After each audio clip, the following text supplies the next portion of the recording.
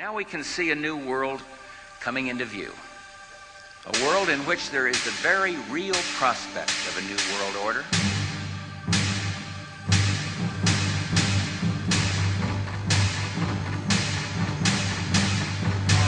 It is a new world order with significantly different and radically new challenges for the future.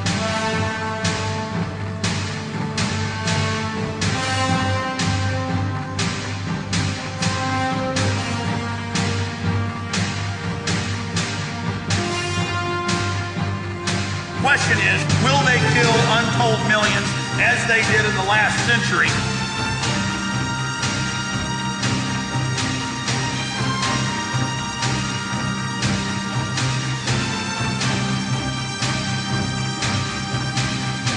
It is not the elite cockroaches that determine that. It is you.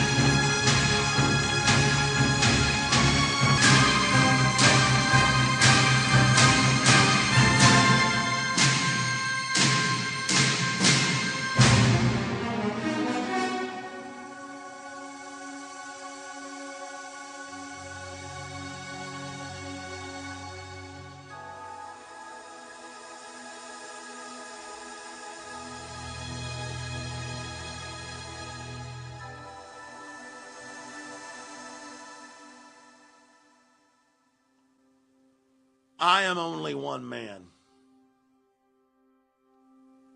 but I am a representation, as all of you are, regardless of your race, color, or creed, of the human spirit. I am blasted by the responsibility I have. I am humbled by the knowledge that I have accrued. I do not have the words or the intellect, as primitive and weak as I am, to somehow reach out to your human soul and attempt to activate the spirit of the universe that is in all of our souls. I stand before you blunted, bludgeoned, weakened. I have been programmed by the society, by the peer pressure, by the lust and needs implanted in me. I grew up in Dallas, Texas, drinking sodium fluoridated water. All the scientific studies show my IQ has been reduced by at least 20 points. But the shadow of who I would have been calls out from the grave. The shadow of who you would have been calls out from the soul that is humanity.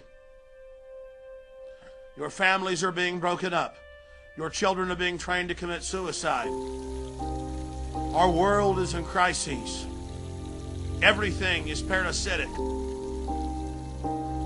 Every fulcrum, every benchmark, every root of wholesomeness is under assault because our enemy vengefully seeks to destroy all that is pure, all that is beautiful, and all that is strong.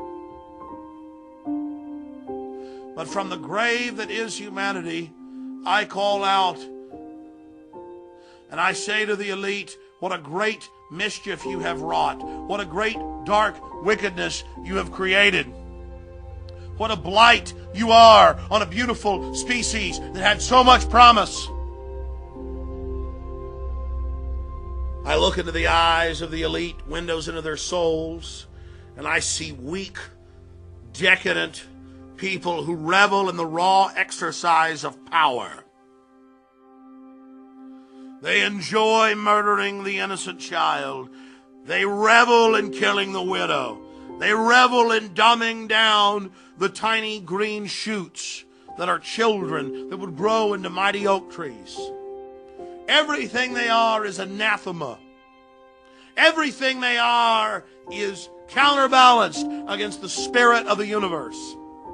Everything they are is a fraud against life and a crime against life that every fiber of my soul cries out against.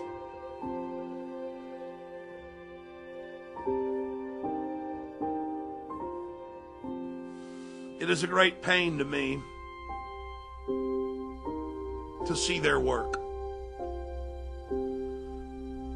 It savages the core of my soul to witness the innocents degraded, pulled down, bludgeoned, destroyed, burned, decimated, annihilated, kindled to flames that only sparkle in the eye of the psychopath. We are at the crossroads. We are entering a dangerous time in the development of our species. The least you can do is investigate. The minimum that is expected of you as a sentient being is to question your reality. The minimum is that you realize you are in a box and you are being controlled and you are being fed and you are having buttons in your mind pushed and controlled.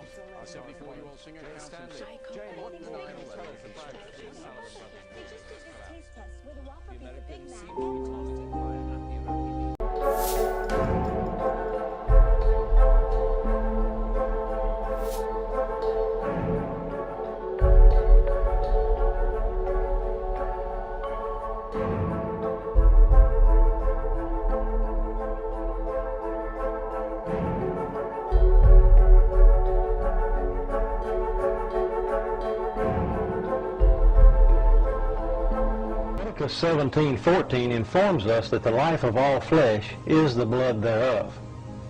Once again, scientists are finding out that the truths of Scripture are far more literal than they ever imagined.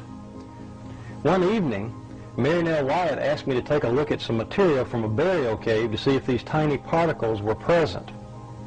Without my knowledge, one of the samples was actually the blood sample that Ron had taken from the Ark of the Covenant dig. Okay, Mary Nell's going to take the sample and mix it with sterile water.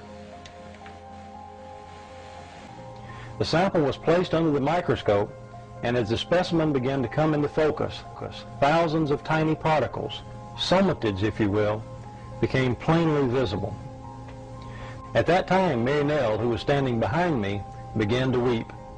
As I turned around and saw the expression on her face, I realized immediately that the sample we were looking at was actually the sample that Ron had found to be the blood of Christ. Dried blood is dead blood. Everybody knows that, all right? They can test the blood of the pharaohs, the mummies of the pharaohs, all right? There's certain things they can do. They cannot get a chromosome count by any method I'm familiar with, all right? Things keep changing. I don't profess to know everything. However, there's no way I know that you can get a chromosome count out of dead blood. You can get a DNA and some other things, but not a chromosome count, all right? That's done by living white blood cells. Now then, first of all, in this analysis, I took the blood into a laboratory in Israel. I asked one of the people I work with in antiquities, where is a good laboratory that does reliable work? And they said, such and such, such and such. I took it. I just said, please examine this blood and tell me what you can tell me about it. All right? They said, well, look, we're going to reconstitute it. We're going to put it in normal saline and keep it at body temperature for 72 hours with gentle swirling. All right? That's their business. That's great. I said, now I want to be there when you check it out. They said, fine. So I was back. They checked it out. I said, now, they said it's human blood. We can tell that. They did whatever tests they need to do. And then I said, take some of the white blood cells and put them in a growth medium and keep them at body temperature for 48 hours. And they said, well, that'll do no good because it's dead blood. I said, would you please do that for me? And they said, okay, we'll do it. So anyway, I said, I want to be there when you take it out and examine it. So I was back there. They took it out, examined it under a microscope, and the one technician called the other one over there, and then they called the boss over there, and they were talking Hebrew a mile a minute there for a little bit, and they looked at me and they said, Mr. Wyatt, this human blood only has 24 chromosomes in it. Everybody else has 46. You see, 23 from your mother, 23 from your father, 22 autosomes from your mother, 22 autosomes from your father. You get an X from your mother, you may get an X or a Y from your father, all right? This blood had 23 chromosomes from the mother's side, one Y chromosome only. You see, the child could not have developed if they hadn't had the autosomes from the mother. So all of his physical characteristics were determined by his mother's side of the family, her autosomes. His maleness was determined by this one Y that came from the source, not a human male.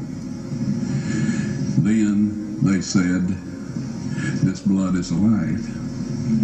And then they said, whose blood is this?